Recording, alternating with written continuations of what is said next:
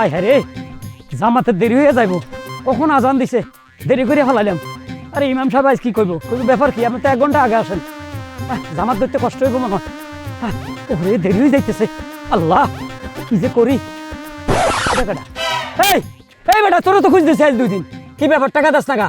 আরে ভাই আপনার টাকা দিমু, কয়েকটা দিন ধৈর্য ধরেন। এই বেটা, আর কত ধৈর্য ধরুন, ধৈর্য ধরতে ধরতে তো আমি শেষ হয়ে যাইতেছি।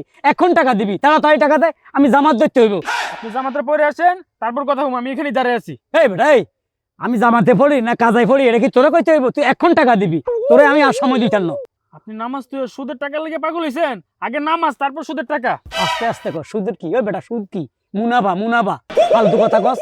দেও তো মানুষ যদি শুনে আমার মানিজ্য থাকতো না। এই টাকাটা কবে দিবি সেটা আর ফাইলে এখন দিয়ে না। আমার কাছে এখন টাকা মাকা নাই। কবে দিবি? 2 মাস পরে দিমু। 2 মাস? তোর মাথা ঠিক আছে নি? 2 মাস কদিন হয় জানোস? 2-3 দিনের মধ্যে টাকা দিবি না, তোর খবর আছে, কই দিলাম, দেখবি আমি তোরে কি করি। হায় হায় রে, জামাত মনে শেষ হয়ে যাইতেছে। কোন দিকে যাই? সুদ করে একটা।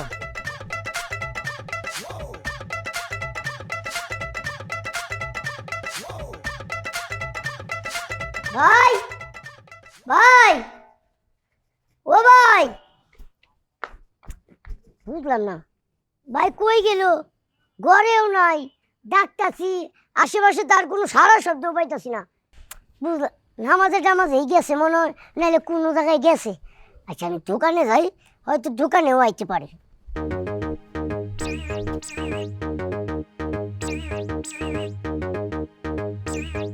কি রে, কই যাইতেছস? দোকানে যাইতাছি। তা আপনি কই গেছিলেন? আপনার বাড়ির আশেপাশে খুঁজলাম, পাইলাম না যে।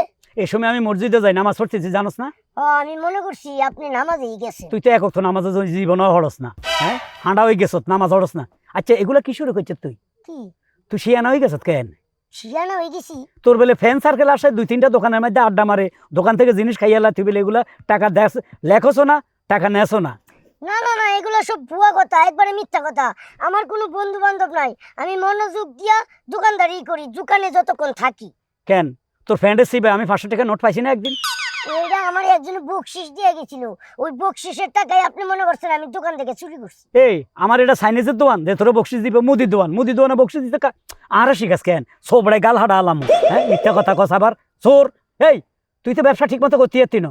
আচ্ছা ওই যে সাইলের বস্তা 50 কেজি, এটার মধ্যে পাথর ক কেজি মিশাস? 5 কেজি মিশাই আপনি ঘর পরে। আরে আমার ব্যবসা লাডু উঠবো। তাও ব্যবসা লাটে উঠবো? তোরা কইছি না 7 কেজি মিশাবি? 7 কেজি? হ্যাঁ। 7 কেজি মিশালে তো মানুষ খারাপ কইবো, পরে তো আস্তে আস্তে দোকান থেকে কেউ কিছুই নিব না। আরে গাধা, বেডিয়েতে কাম করে না এখন, দেশটা সব রেডিমেড পাওয়া যায়। বেডিয়েতে পাথর টোকাইলে বেডিয়েতের বুড়ি কমবো, এরা কাম করবে, তোর অসুবিধাটা কি? আচ্ছা ঠিক আছে। ঠিক আছে নি? আর ওই যে সোয়াবিন তেল এখন বেচবি না, ফার্ম অয়েল বেচবি, ফার্ম অয়েলটা সোয়াবিন কই চালাই দিবি। হ্যাঁ তাই নাকি? হ্যাঁ। মানে ভালো সয়াবিন তেল রাখবই না? না না, ফার্ম অয়েল এটা বেচবি। আচ্ছা। আর হুন, মুসুর ডালে পাথর মিশন যায়, সিস্টেম আছে। মুসুরি ডালে তো পাথর মিশাই না জীবনেও। আমরা মিশামো, তুই 2 কেজি করে মিশাবি। আমার কথা হলো বড় লোক হইতে হইব তাড়াতাড়ি। মানুষ কি মুসুরি ডাল খাইবো না পাথর খাইবো? আরে হেডি, তোর বুঝার দরকার নেই। এই তুই বিয়ে করতি না, তোর ভবিষ্যৎ সংসার হইতে না, তোর টিয়া হাবি কোনাই। আচ্ছা ঠিক আছে, মনে থাকবো। যা। এই দাঁড়া, বাকি কথা রয়ে গেছে, ইম্পর্টেন্ট কথা। ডেট ফেল মালগুলো কি করস? নেটফিল মালগুলো হইলে কোম্পানি ফিরে দিন, আর এতিমখানায় দিয়ে দিব। হাই হাই রে, আঙ্গ মা বাপ আছে? না। তো তুই এতিম না? এতিম? আমি এতিম না? হ্যাঁ। তা আঙ্গ এতিমের মালা কোন এতিমরে দিবি? এগুলা রাইখা দিবি, এগুলা ডেট নিজে নিজে লিখে আটা দিয়ে লাগাই দিবি, মানুষের দেখাবি, দেখেন একা নগদে। মনে থাকবো? আচ্ছা ঠিক আছে, সব মনে থাকবো, যা যা কইছি। মনে থাকবো। আর দোকানের টাকা চুরি করবি না তো? না। যা। ভাই একটা কথা কইতাম। আবার কি কথা? কথাটা হইলো আপনি যে কইছেন আমার বিয়া করাইবেন, কই আমার বিয়া তো করাইতেছেন না। আরে চতুর্দিকে মাইয়া চাইতেছি, তোর লগে মনে কর সাইজে মিলতে হইব তো, তারপরও দেখতে আসি। এই সপ্তাহে একটা মাইয়া দেখুম, তুই যা। আচ্ছা ঠিক আছে। চিন্তা করি এতে বিয়ে করি কি করব, বউ কন্ট্রোল করতে পারব নি না, শেষ পর্যন্ত আর গলার মধ্যে দেয়, অসুবিধা নাই, আর তো বউ নাই, চলবো। স্যার আসসালামু আলাইকুম। ওয়ালাইকুম আসসালাম। স্যার বসবো? প্লিজ। বলছিলাম কি স্যার, মানে আমি একটা ফাইল নিয়ে আসছি, আপনি যদি একটু সাইন করে দিতেন খুব খুশি হতাম স্যার। এখন তো সময় নাই, পরে আসেন। স্যার অনেক স্যারের কাছে গেছিলাম, সবাই বলে আজকে না কালকে, কালকে না পরশু, এরকম করতে করতে মানে অনেকটা টাইম পার হয়ে গেছে স্যার। তারপর স্যার খুব আশা নিয়ে আপনার কাছে আসছি, স্যার যদি একটু ফাইলটা দেখতেন খুব খুশি হতাম। দেখি তো।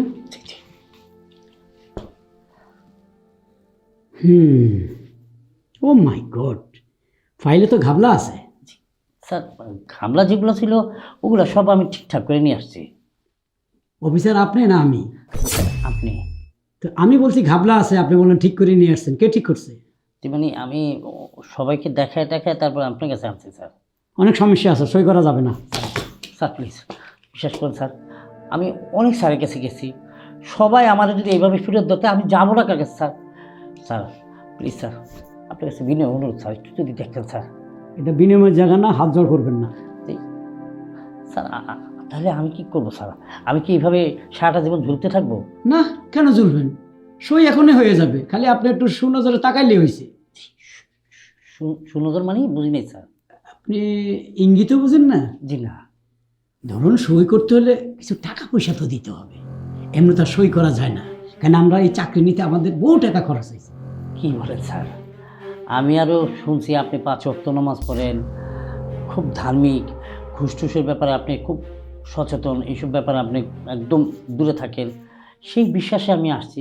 অথচ স্যার দেখেন, আমি যে কটা স্যারের কাছে গেছি এই ফাইলটা নিয়ে, সবাই আমার কাছে ঘুষ চায়। স্যার বিশ্বাস করেন, আমার কাছে তেমন টাকা নাই, থাকলে আপনারা ঘুষ দিতাম। ঘুষ বলছেন কেন? গিফট অ্যান্ড টেক, কারণ আমরা উপকার করতেছি, এর বিনিময়ে আপনি ফল পাইতেছেন, আপনি দিবেন না টাকা?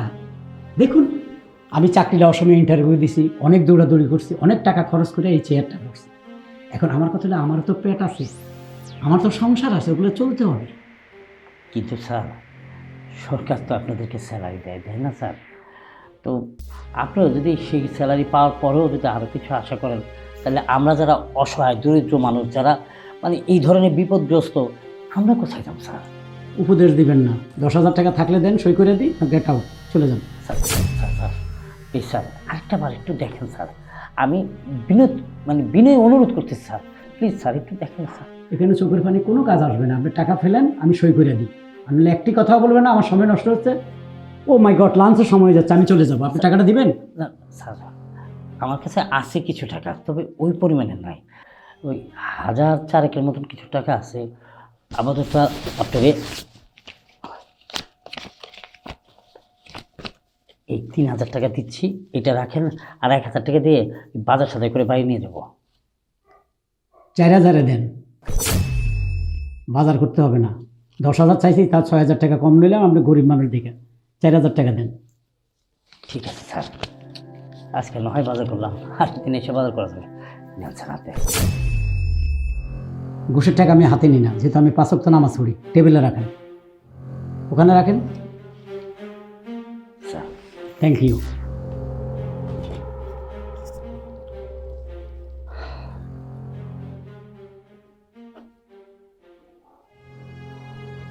নেন। Thank you sir. ওয়েলকাম। আসি, আসসালামু আলাইকুম।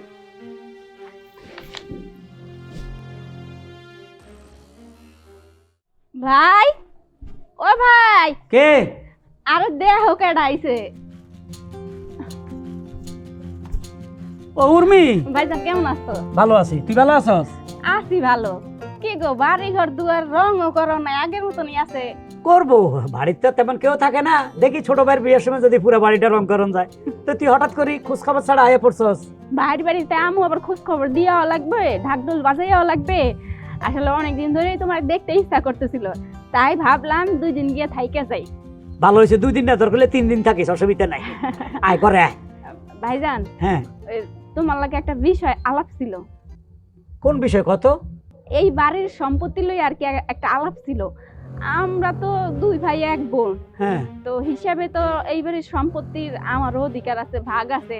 এতদিন তো আর ভাগ ঠাক চাই নাই, তাই কইতেছিলাম আমার ভাগের সম্পত্তি আমার যদি বুঝাই দিতা তাহলে খুব ভালো হইতো আর কি। তোর তো একদিনও বেড়ানোর দরকার নাই, 3 দিন তো দূরের কথা, তুই ঘরে ঢুকিস না, জাগা যা। জামু মানে এটা কি কইতাছো ভাইজান? আমি তো থাকার লেগে আইছি। এই, তোর কোনো হিসাব আছে? তোর কোনো আক্কেল আছে?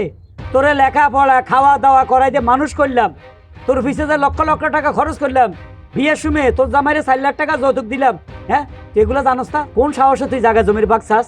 তোর তো সাহস কম না দেখি। এখানে সাহসের কি আছে ভাইজান?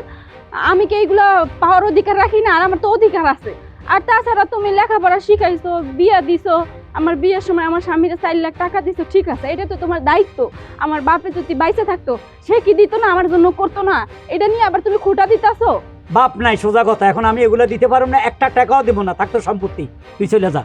না ভাইজান, এমন কথা করো না, তাইলে কিন্তু আমার সংসার টিকবো না। কারণ আমার শ্বশুর বাড়ি থেকে সাফ সাফ করে বইলা দিছে, এই সম্পত্তির ভাগ যদি আমি বুঝা না নিয়ে যাই, আমি ওই বাড়িতে উঠতে পারবো না। আমার নাকি তালাক দিবে তোমাকে জামাই। হ্যাঁ, তালাক দিয়ে থাক। হ্যাঁ, ঘরের মোয়া বিয়ের সময় 4 লাখ টাকা নিয়েছেন, তালাক দিব। ওই শালা করে আমি মামলা করি কে একদম জেল খাটাবো না? তোমার জেল খাটানোর কাম বাজছে এইখানে? হেরা হয়েছে পরের বাড়ির মানুষ, হেরা তো চাইতেই পারে। আর তাছাড়া তারা তো আর কোনো অন্যায় আবদার করতেছে না। এই বাড়ির সম্পত্তির প্রতি তো আমার অধিকার আছে, আমার অধিকার আমার বুঝাই দিবা। এই তুই আমাকে বংশের মধ্যে দেখ, আমার মায়েদের নানার বাড়িতে এত সম্পত্তি পাইবো কোনোদিন গেছে? 1 টাকার সম্পত্তি আনতো? তুই কোনটা বুঝি আলি ভাইয়ের বাড়িতে সম্পত্তি বেরলাই? আমার মার প্রয়োজন হয় নাই তাই হ্যাঁ যায় নাই, আমার প্রয়োজন হয়েছে তাই এইখানে আইছি। দেখো ভাই, তুমি আমার সম্পত্তি বুঝাই দিবা কিনা এইটা কও। না, আমি দিতে পারুম না, সাফ সাফ করে দিলাম। তার মানে তুমি আমার সম্পত্তি দিবা না, আমার হক মাইরা খাইতে চাইতেছো? দেখো ভাইজান, এটা কিন্তু ঠিক না, আমার সংসার টিকবো না। আর তাছাড়া মায়ের মানুষের জীবনে তো সংসার একবারই হয়, বিয়ে তো একবারই হয়। তুমি কি চাও যে ওইখান থেকে নিয়ে এসে আমার আরেকটা বিয়ে দিবা? আমি কিন্তু সেটা করবো না ভাইয়া, তোমার আমি অনুরোধ করতেছি, তোমার পায়ে ধরো, একদম আমি তোমার পায়ে ধরতেছি, তাও তুমি আমার ভাগের সম্পত্তি আমার বুঝাই দাও ভাই। শুন, আমি সাফ সাফ কইতেছি, তোর সংসার ঠিক হোক না না ঠিক হোক, তোর সংসার যার নামে যাক, আমি 1 টাকাও দিতে পারুম না। না ভাইজান, এমন কইরো না, মুখ ফিরাই নিও না, আমি তোমার পায়ে ধরতেছি। পা ধরলে কাজ হইব না, তুই পা ছাড়। না ভাইজান, তুমি ছোটবেলা থেকে আমার মানুষ করছো না, এত কঠিন হইও না তুমি, দোহাই আল্লাহর। আমি কঠিন হয়েছি, সোজা কথা। আমি 1 টাকাও দিব না, তুই আমার বাড়ি থেকে বাইরে যা। না, তুমি সম্পত্তি না বুঝে দিলে আমি পা ধরবো না। আমি 1 টাকা দিব না, তুই এর বইবে সারাদিন কাম, কাজ হইব না। কি ব্যাপার? উনি আপা, তুই কখন আসছিস বাড়িতে? আইসি এখনই। আল্লাহ, তুই কান্দতেছিস কে? তোর কি হয়েছে? উনি কেন কান্দে জানোস না? ওনার সুখবর। সুখবর? কি এর সুখবর? মাইক লই বাইরে যা, উনি 2 ভাইয়ের থেকে সম্পত্তির ভাগ নিতেও আইছে। সম্পত্তির ভাগ নিতে এসে কি রে আপা? ভাই এসব কি কইতাছে? আসলে তোর দুলা ভাই একটা সমস্যার মধ্যে পড়ছে আর কি, টাকা পয়সা নিয়া। তাই আমারে কইছে যে তোমাগো বাড়িতে যে সম্পত্তি আছে ওইখানে তো তুমিও ভাগ পাবা, অংশীদারি আছো। তাই ওইখানে গিয়া তোমার ভাইয়ের সঙ্গে কথা বইলা তোমার ভাগেরটা তুমি বুঝা নাও, পরে আমরা ওই সম্পত্তি বেইচা আমাকে যে টাকা পয়সার সমস্যা আছে ওইটা আমরা সমাধান করবো।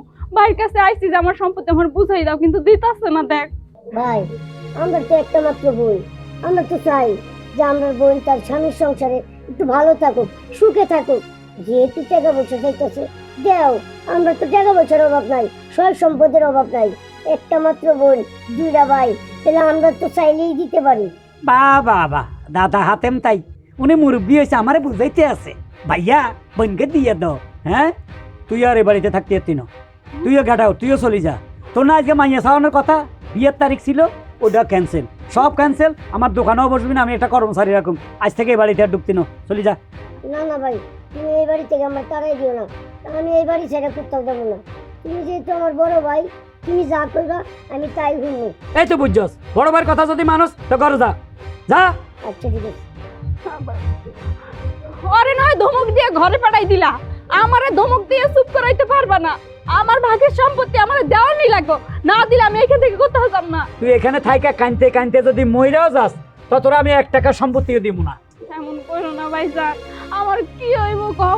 আমি সম্পত্তি না লইয়া যদি আমি বাড়িতে ঢুকি, আমার রাখবো না, আমার বাই করে দিব, তখন আমি কই যাবো কও? দেখ, আমার চেতাইস না, এর লাড়ি দিয়া কিন্তু পিটাইয়া তোর বাড়ির বাইর করে যদি ভদ্রভাবে না যাস, যা বাড়ির বাইর বাইর।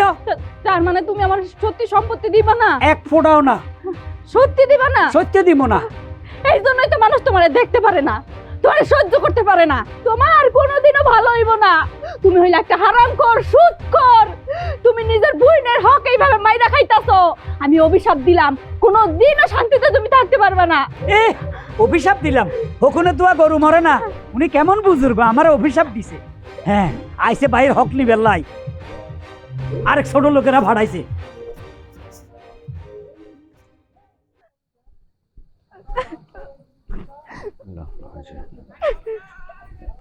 কেডাইডা তুমি উর্মি না? আসসালামু আলাইকুম। ওয়ালাইকুম আসসালাম।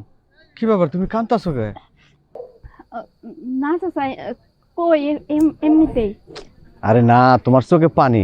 কিছু একটা তো হয়েছে। শ্বশুর বাড়িতে কি কোনো কিছু হয়েছে নাকি? আসলে চাচা একটু ফ্যামিলিগত সমস্যায় আছি তো তাই। ফ্যামিলির তো সমস্যা, আমি তোমার চাচার মতো, আমার কাছে কইতে পারো। তাহলে সবকিছু কই চাচা? আপনি তো এলাকার চাচা, ছোট থেকে আমারে দেখছেন, আমার ভাইরে দেখছেন, কেমনে আমরা মানুষ হয়েছি। আমার বাপটা মরার পরে আমার ভাই তো সংসারের সমস্ত দায়িত্ব নিছে, আমার বিয়ে দিছে বড় ধুমধাম করে। ঠিক আছে, ভাই ভাইয়ের দায়িত্ব পালন করছে, কিন্তু আমার শ্বশুর বাড়িতে আমার একটু সমস্যা হয়েছে, মানে টাকা পয়সার সমস্যা। আমার স্বামী একটু আর্থিক দিক দিয়ে একটু প্রবলেমে পড়ছে, তাই আমার স্বামী কইছে আমার বাপের বাড়ির যে সম্পত্তি আমি পামু আর কি, ওই সম্পত্তি যেন বেচা তারে কিছু টাকা দেয়। তাই আমার ভাইয়ের কাছে আইছি যে আমার ভাগের সম্পত্তি আমার বুঝাই দাও, আমি ওইটা বেচা আমার স্বামীরে নিয়ে দিব। কিন্তু আমার ভাই আমার সম্পত্তি দিতে চাইলো না, আমার উল্টো পাল্টা কথা কয়ে বাড়ি থেকে বাইর করে দিল। আপনি এই করছে এটা কি হয় ঠিক করছে? না, তোমার ভাই তো এটা খারাপ করছে, কারণ বাপের ঘরের তোমরা ছেলে মেয়ে হলো 3 জন, 3 জনের ভিতরে তোমরা 3 জনই পাইবা, তাহলে সম্পত্তি দিব না কে? আমি তো এইটাই ভাইজানরে বুঝাইতে চাইতেছি, কারণ ওই সম্পত্তির প্রতি আমার অধিকার আছে, তাইলে আমার কেন দিব না? আমার ভাইজান অনেক স্বার্থপর চাচা, আপনারা তো আমার ভাইজানটা খুব ভালো জানেন, কিন্তু সে যে কতটা স্বার্থপর সেটা আমরা জানি। কি কও? তোমার ভাই তো দেই আমার লগে 5 ওয়াক্ত নামাজ পড়ে মসজিদে। চাচা এইটা সত্য, আমার ভাই 5 ওয়াক্ত নামাজ পড়ে। আপনি তো মসজিদের ইমাম, আপনার পিছনেই তো আমার ভাই নামাজ পড়ে। আমার ভাইরে আপনি সবসময় ভদ্র একজন মানুষ দেখেন, এবং কি এলাকার মানুষও তারে ভদ্রই জানে। আর এই ভদ্র রূপটা না, এটা হচ্ছে বাইরের রূপ, আর ভিতরের রূপ যার কতটা জঘন্য এইটা শুধু আমরা জানি, আমরা যারা ঘরের মানুষ আছি। কি কও মা? না না, তোমার ভাই তো এত খারাপ হতো না। আচ্ছা তুমি একটু খুইলা কওছে আমার কি হয়েছে? আমার ভাই একটা অফিসে চাকরি করে, এটা তো আপনি জানেনই। জি। সেই অফিসে সে ঘুষ খায়। হ্যাঁ? আর শুধু তাই না, এই যে গ্রামের অনেক গরিব মানুষ আছে না, তাগো কাছে সুদে টাকা লাগায়। আমার ভাইয়ের ব্যবহার ছি, ছি, ছি। খুবই খারাপ, আর গরিব মানুষটা তো মানুষই মনে করে না। সে এই সমস্ত 2 নম্বরে কাজ কাম করে দেখা আমার ভাবি এই জন্য চইলা গেছে, সহ্য করতে পারে নাই। আর এখন আমার সঙ্গে যা করছে তা তো আপনারে কইলামই সবকিছু। হ্যাঁ, কি কও তুমি? তোমার ভাই এত খারাপ, সুদ খায়। আরে সুদ দেওয়াও তো হারাম, খাওয়াও হারাম, ঘুষ খাওয়াও হারাম, আর ভালো মুখোশের পিছনে তোমার ভাই এত খারাপ? চাচা, আমার ভাই তো আপনাকে মসজিদে নামাজ পড়তে যায়, আপনি তো নামাজ পড়ান। হ্যাঁ। আমার ভাইরে একটু বুঝাইয়েন, আমার সম্পত্তির ভাগ যেন আমার বুঝাই দেন, তা নাহলে আমি কই যাবো কোন? আচ্ছা মা, শোনো, তুমি কোনো দিকে যাওয়ার দরকার নেই, তুমি এখন বাড়ি যাও। তোমার ভাই যদি নামাজ পড়তে আসে মসজিদে, আমি ভালো করে বুঝামনি। দরকার হলে এটা হলে আমি শুক্রবারে বয়ান করবো। আসি চাচা, আসসালামু আলাইকুম। ওয়ালাইকুম সালাম।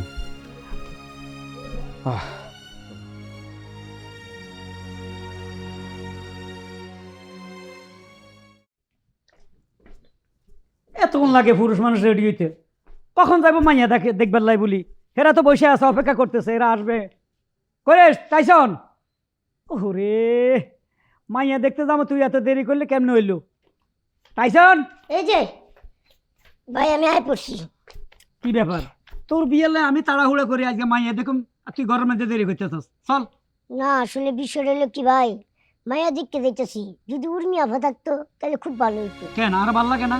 উর্মি আফা, ওর উর্মি আফা করস। আয় ঠিক আছে চলো।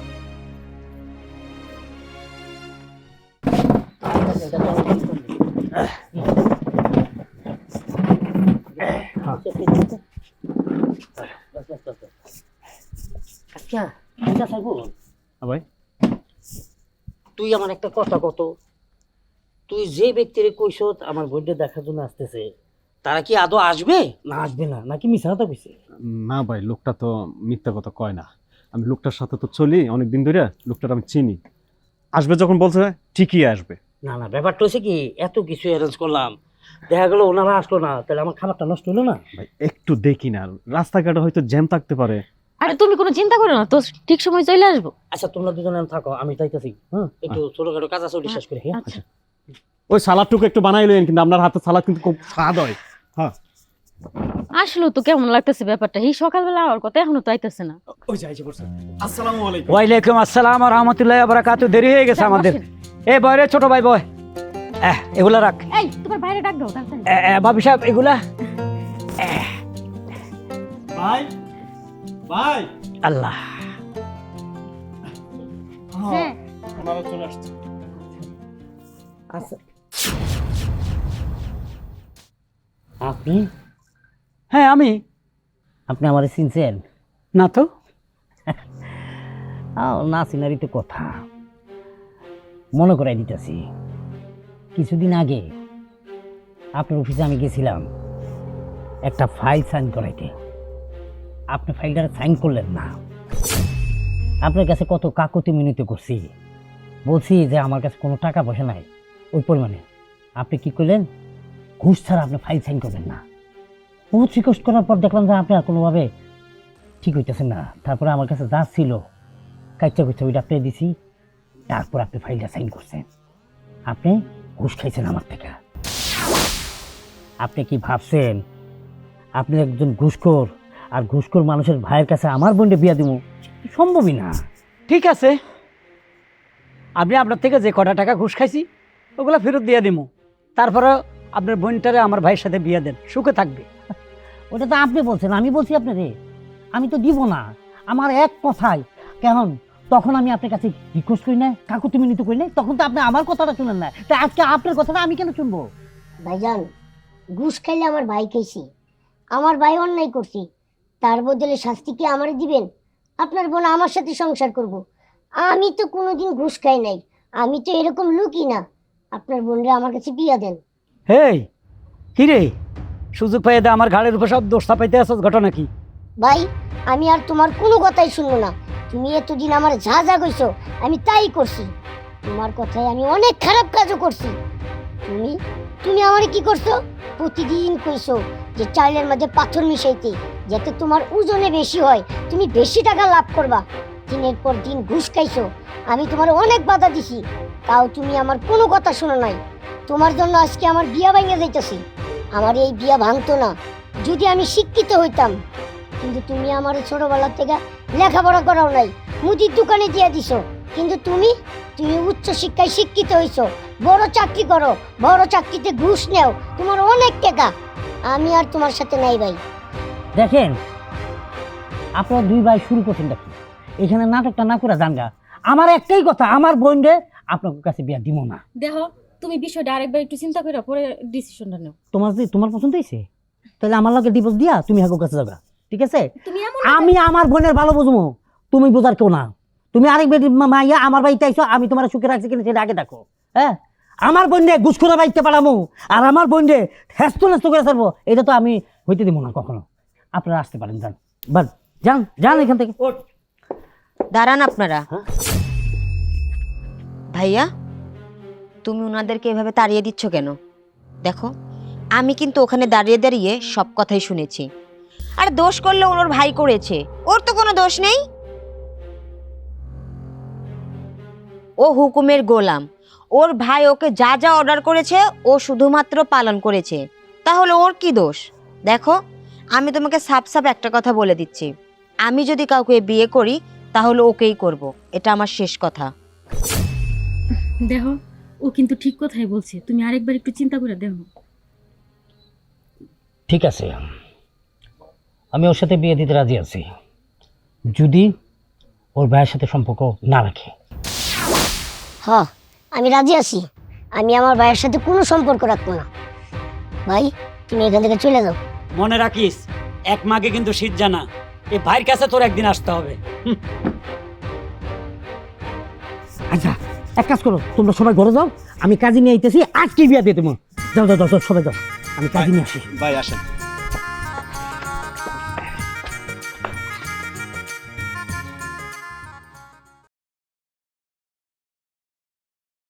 আসসালামু আলাইকুম। ওয়ালাইকুম সালাম। ভালো আছেন ইমাম সাহেব? আলহামদুলিল্লাহ ভালো আছি। কই গেছো হারুন? আসলে চাচা গেছিলাম তো ওই ছোট ভাইয়ের বিয়ে করানোর জন্য। তো বিয়া শেষ? না, বিয়েটা তো হয় না, বিয়ে ভাঙে গেছে। কি কো, বিয়া ভাঙা গেছে? ওরা অনেক সমস্যা ধরছে আমার ভাইয়ের, এলে আর বিয়েটা হইল না। বাতিজা, তোমার ব্যাপারে একটা কথা শুনছি। কমু কি তোমারে? কোন? তুমি নাকি সুদ খাও, ঘুষ খাও, এটা কি ঠিক? আচ্ছা, আপনি মসজিদে ইমামতি করেন, এত খবর করতে গেলেন, এগুলো কে কয় আপনার কাছে আজে বাজে কথা? আরে বাবা রে, তোমার বোনের চোখে পানি দেখে আমি তোমারে জিজ্ঞাসা করলাম, কারণ তোমার বোন আমার কাছে বিচার দিছে। তুমি নাকি ঘুষ খাও সুদ খাও, তোমার বোনের সম্পদ দিবা না, তোমার বোনের মায়েরা দেরা বাড়ি থেকে বাইক করে দিছা, এটা কি হাসা বাস্তা? আরে হুজুর শোনেন চাচা মিয়া, এরে বিয়ে দিবার সময় অনেক টাকা খরচ করছি, তারে মানুষ করছি, এখন আইসে হকের জন্য। এখন তো আমরা দুই ভাই এখনো জীবিত, কেন হক দিব? বাপ মসজিদে কদিন হইলো তারে হকের লাই। সেই বাড়িতে তারা বিয়ের সময় 4 লাখ টাকা যৌতুক দিছি। ওর জামাই হলো একটা জুয়ারি ফালতু লোক, ওরে ফিডি টিডি ফাটাইছে হক নিবেন লাই। তাইলে কি আমি সম্পদের টাকা বেশি দিয়ে দিব আর ওই টাকা দিয়ে সে জুয়া খেলবে? আপনি বলেন। না তা না ঠিক, কিন্তু তোমার বোন তো প্রাপ্য, কারণ তোমার বাপের দায়িত্বটা তোমার উপরে পড়ছে। তাহলে সেই জায়গাত বাপের সম্পত্তি তোমরা ভাই বোন সমান করে ভাগ করে নিবা, তাহলে বইনেরে ঠকাও কে? এটা কোন ধরনের তোমার ব্যাপার? আর তুমি 5 ওয়াক্ত নামাজ পড়ো, তুমি কি এটা জানো না যে সুদ খাওয়া হারাম, দেওয়া হারাম, ঘুষ খাওয়া হারাম, দেওয়া হারাম? সবে জানি এটা সুদ ঘুষের মধ্যে পড়ে না, মানুষের উপকার করি, এটা মানুষের শত্রুতা মনে করে। আপনার কাছে আলতু পালতু, আমার বোনটা তো একটা ডিস্টার্ব, আমার বাড়িতে এসে ডিস্টার্ব করে। শুনেন, ওর কথা কান দিবেন না, আপনি আমার জ্ঞান দিতে হইব না, অনেক জ্ঞান দিয়েছেন, এবার যান, সময় নষ্ট করেন না। আল্লাহ তোমার হেদায়েত দান করুক। যত দোষ নন্দ ঘোষ, আমি নাকি সুদ খাই, ঘুষ খাই, কত আকাম কুকাম করি, বইনের হক মারি। আরে মানুষের সুদের উপরে টাকা দিয়ে আমি আর উপকার করতেছি, ঘুষ খাইয়া একজনের উপকার করতেছি, সুদের টাকা দিয়ে উপকার করতেছি। কই কারো তো খারাপ করি নাই, এত কথা কিসের? হ্যাঁ, বইনে আই হক চায়, আবার আমার অভিশাপ দেয়, আবার ইমাম সাহেবের কাছে আমার নামে বিচারও দেয়। আজকে আবার ছোট ভাই কি কাম করলো? হ্যাঁ, আমার থুইয়া বিয়ে, সে রাজি হয়ে গেল, বাইকে বাইর করে দিল। আরে থাক শ্বশুর বাড়ির, ঘর জামাই থাক, বুঝবি একদিন এ বাড়ির কাছে আইতে হইব। সব দোষ খালি আমার, যত সব অশান্তি লাগে। হ্যাঁ, একটু ঘুমাই।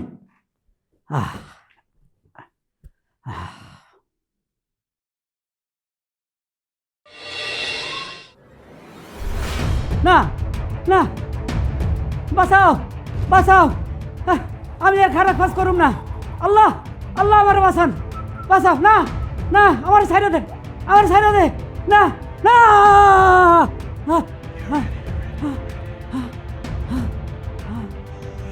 এটা কি দেখলাম? ই আল্লাহ, ই আল্লাহ, আমি অনেক খারাপ কাজ করছি, অনেক পাপ করছি, অনেক সুদ খাইছি, ঘুষ খাইছি, মানুষের সাথে বেয়াদবি করছি। আমি আর এগুলো করুম না, আমার মাফ করে দেন আল্লাহ। না যাই, মানুষের কাছে মাফ চাইতে হইব, যাই। এটা কেডা? ইমাম সাহেব না? হুজুর, হুজুর, আপনার লয় কোনো কথা নাই। হুজুর একটু দাঁড়ান, একটু দাঁড়ান। আপনার লয় কোনো কথা নাই। কেন কি হইছে? আমি কি করছি? আপনি সুদ খান, ঘুষ খান, আপনি খুব খারাপ লোক। এই ব্যাপারে তো আপনার কাছে আইছি, মানুষকে কি একবার ভালো হওয়ার সুযোগ দিবেন না? আমি তো ভালো হয়ে গেছি, আমি আইছি তো আপনার কাছে মাফ চাইবেন লাই। ঠিক কইতাছেন নাকি? হ, আপনার বোনের হক ফিরিয়ে দিছেন? সব দিয়ে দিব, বোনের হক দিয়ে দিব, বাইর হক দিয়ে দিব, 5 ওয়াক্ত নামাজ পড়ুম, সুদ খাবো না, ঘুষ খাবো না। আলহামদুলিল্লাহ। আপনি মসজিদের ইমাম, আমার একটু দোয়া করে দেন। আর আপনার সাথে আর উল্টা উল্টা কথা কইছি আগে, আমার মাফ করে দিন। যাক, আল্লাহ আপনার মাফ করুক। আমি মাফ করার কি কোন, আমিও তো আল্লাহর বান্দা। আসি হুজুর, আলহামদুলিল্লাহ, যান। ইনশাল্লাহ মসজিদে দেখা হবে, ঠিক আছে? আচ্ছা, আসসালামু আলাইকুম। ওয়ালাইকুম সালাম। আল্লাহ, আলহামদুলিল্লাহ, যাক, একটা লোক ভালো হয়ে গেছে। আল্লাহ তুমি তার হেদায়েত দান করো, আরো ভালো হওয়ার সুযোগ দাও।